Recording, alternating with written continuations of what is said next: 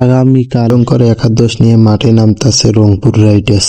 Bat হাতে লিটন দাস, তৌহিদ হৃদয়, বল হাতে নাহিদের গতির সাথে মুস্তাফিজুরের কাটার। দলে থাকবেন কিছু পাক অলরাউন্ডার। নিজেদের প্রথম ম্যাচে সম্ভাব্য একাদশ দেখে নিন।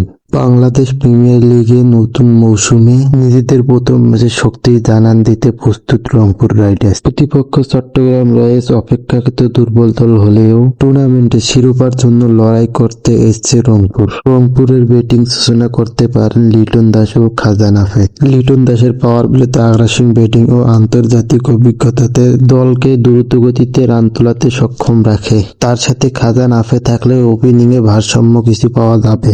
3 নম্বরে তৌহিদ হৃদয় তরুণ হলেও দায়িত্বশীল ব্যাটিং করার জন্য পরিচিত।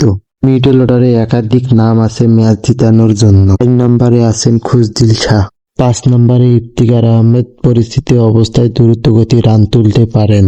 6 নম্বরে মাহমুদুল্লাহ রিয়াদ দলের সবচেয়ে অভিজ্ঞ ব্যাটার। চাপের মধ্যে তার ঠান্ডা মাথার ব্যাটিং রংপুরের বড় শক্তি। দলের অধিনায়ক নুরুল হাসান সোহান 7 নম্বরে থেকে উইকেট কিপিং এর পাশাপাশি মাঠে কৌশলগত নেতৃত্ব দিবেন।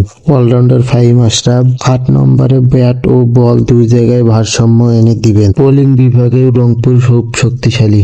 স্পিনে রাকিবুল নিয়ন্ত্রণ বোলিং দিতে পারেন। তরুণ পেসার নাহিদ রানা গতির ঝড় দেখাতে প্রস্তুত।